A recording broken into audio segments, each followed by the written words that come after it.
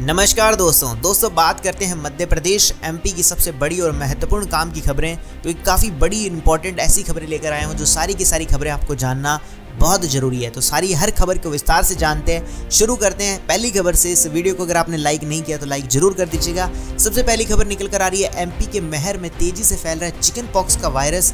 अब तक 2 बच्चों की मौत हो गई है और कई लोग इससे गंभीर हो गए। जी हाँ, आप सबको बता देते हैं कि महर जिले के बुडागर, खेरवा कला और समेरा गांव सहित आसपास के अन्य गांवों में ये बीमारी फैल गई, जिसके बाद कलेक्टर ने उन गांवों का दौरा किया।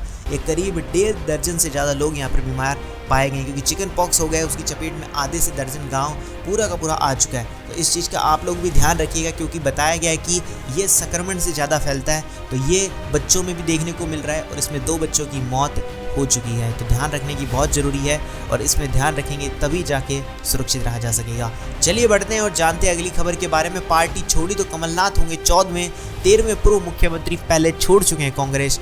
जी हाँ, आप सबको बता देते हैं कि अब तक कांग्रेस के 13 पूर्व मुख्यमंत्री पार्टी छोड़ चुके हैं। कुछ ने अपनी पार्टी को बनाकर चुनाव लड़ा तो कुछ दूसरी पार्टी को अपना ठिकाना ढूंढ लिए। इससे पहले भी आपको बता देते हैं 13 पूर्व मुख्यमंत्रियों ने कांग्रेस को छोड़ दिया है। गोवा के 3 पूर्व सीएम ने भी कांग्रेस को छोड़ा है। उत्तराखंड के 2 पूर्व सीएम भी कांग्रेस को छोड़ चुके हैं। चलिए बढ़ते हैं अगली खबर के बारे में। अगली खबर निकल कर आ रही है कमलनाथ के बीजेपी में जाने की अटकलें। बीजेपी प्रदेश अध्यक्ष ने दिया बड़ा बयान। जी हाँ, आप सबको बता दें, जी हाँ, मध्य प्रदेश का जो सियासी माहौल है वो एकदम गर्म हो चुका है। कांग्रेस के वरिष्ठ नेता और मध्य प्रदेश के पूर्व मुख्यमंत्री कमलनाथ ने भाजपा में शामिल होने की अटकलें बताई और इन अटकलों के बीच कमलनाथ दिल्ली पहुंचे। हालांकि कांग्रेस नेता दिग्विजय सिंह और जीतू पटवारी ने इन अटकलों को करार दिया है। कमलनाथ के भाजपा में शामिल होने की अटकलों के बारे में पूछे जाने पर दिग्विजय सिंह ने कहा कि मैंने कल रात 10:30 बजे कमलनाथ से बात की, ऐसी बातों में कोई दम नहीं है, उनका ये कहना है। बाकी तो समय आने में पता चलेगा कि क्या होने वाला है। चलिए बढ़ते हैं अगली खबर की तरफ। अगली खबर निकल कर आ रही है मध्य प्रदेश के किसानों के लिए बड़ी राहत की खबर है। फसल नुकसान का मुआवजा देगी मोहन सरकार। जय मुख्यमंत्री मोहन सरकार में मंत्री दिलीप अहिवार किसानों को राहत देने वाले हैं। उन्होंने ऐलान कर दिया, उन्होंने किसानों की मुआवजे देने की बात की है। इसी के साथ साथ आपको बता देना चाहते बीते दिनों मध्य प्रदेश में बेमौसम बरसात हुई, ओले गिरे। तो इस दौरान कई जिलों में भारी बारिश हुई और ओलावृष्टि को देखते हुए फसलों को काफ़ी नुकसान पहुंचा है। तो उसी के लिए सरकार अब मुआवजा देने वाली है ताकि किसानों को थोड़ा फायदा मिल सके, एक मदद मिल सके। चलिए बढ़ते हैं अगली खबर के बारे में। अगली खबर निकल कर आ रही है गैस सिलेंडर वितरण को लेकर बदले कई नियम। हरदा हादसे के बाद एजेंसियों पर पाबंदी। हरदा हादसे के बाद एजेंसियों पर पाबंदी। जी हाँ, आप सबको बता देते हैं हरदा हादसे के बाद विभाग द्वारा एजेंसियों पर सिलेंडर रखने और वितरण करने पर रोक लगा दी है। साथ ही वाहन से भी सिलेंडर नहीं दिए जा सकते। यदि उपभोक्ता तत्काल सिलेंडर चाहिए तो उसे कंपनी के गोदाम पर ही जाना पड़ेगा। और इससे संबंधित अगर कोई और अपडेट भी आता है तो मेरे चैनल पे जानकारी मिल जाएगी। चलिए बढ़ते हैं और अब जान लेते हैं अगली खबर के बारे में।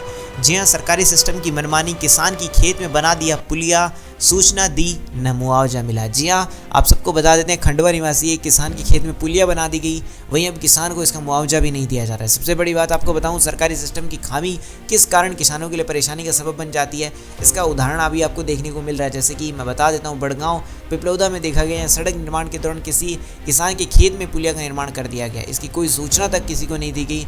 अब किसान मुआवजे के लिए भटक रहे हैं। चलिए बढ़ते हैं और जानते हैं अगली खबर के बारे में। अगली खबर निकल कर आ रही है महाशिवरात्रि पर उज्जैन में महाकाल दर्शन को नरसिंह घाट तिहारने से लगेगी कतार। जब महाशिवरात्रि पर ज्योतिर्लिंग महाकालेश्वर मंदिर में दर्शन के लिए श्रद्धालुओं के लिए कतार नरसिंह घाट तिराहे से लगना शुरू होगी। यहीं से बैरिकेड के बीच से होकर श्रद्धालु गोड़ बस्ती होकर 4 धाम मंदिर के समीप स्थित पानी की टंकी वाले मार्ग से त्रिवेणी कला संग्रहालय के रास्ते नदी द्वार महाकाल महालोक में प्रवेश करेंगे। चलिए बढ़ते हैं अगली खबर की तरफ। अगली खबर निकल कर आ रही है ईडब्ल्यूएस रिजर्वेशन। जी हाँ, ईडब्ल्यूएस आरक्षण का लाभ केवल सामान्य वर्ग को ही नहीं, एमपी हाईकोर्ट ने सरकार से मांगा है जवाब। जी हाँ, संविधान में 103वें संशोधन में प्रत्येक वर्ग के गरीबों को ईडब्ल्यूएस आरक्षण का लाभ दिए जाने का प्रावधान किया गया। हाईकोर्ट ने पूछा, जब गरीब जनता प्रत्येक वर्ग व जाति में है तो ईडब्ल्यूएस आरक्षण का लाभ केवल सामान्य वर्ग को ही क्यों दिया जाता है। चलिए बढ़ते हैं अगली खबर की तरफ। अगली खबर निकल कर आ रही है पक्षी सर्वेक्षण में अब तक मिले जबलपुर और महाकौशल विद्या में 488 गिद्धों में से 139 अवयस। जी हाँ, आप सबको बता देना चाहते हैं कि जो भी एक सर्वेक्षण किया गया जहाँ पे 146 गिद्ध, जिनमें से 128 अवयस्क पाए गए। जबलपुर के पाटन, शाहजहाँपुर और कटंगी में 66 गिद्ध मिले जिनमें 11 अवयस्क हैं और वहीं पे रीवा में 266 और शहडोल में 113 गिद्ध।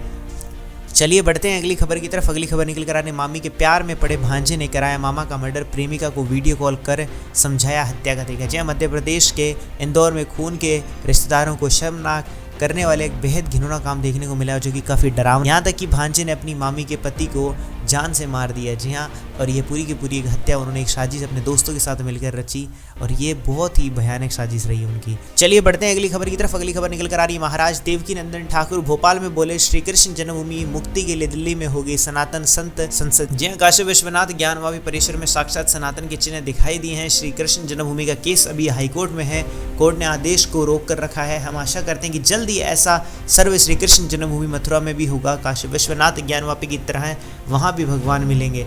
और सबसे बड़ी बात, हम अयोध्या में श्री राम के लिए भाजपा को धन्यवाद देंगे। ये कहना है कि महाराज देवकीनंदन ठाकुर का जो शनिवार को भोपाल में आयोजित प्रेस कॉन्फ्रेंस रहा तो संबोधित किया, वो बहुत ही अच्छा था। तो ये थी पूर्ण और बड़ी काम की खबरें। कैसी लगी सारी की सारी खबरें मुझे कमेंट सेक्शन में बताइए। अगर हाँ चैनल को सब्सक्राइब नहीं करा तो सब्सक्राइब करके घंटी के निशान को दबा देना और वीडियो को लाइक नहीं किया तो लाइक जरूर से कर दो। मिलेंगे ऐसी अच्छी और वीडियो के साथ, तब तक के लिए जय श्री राम, जय हिंद, वंदे मातरम।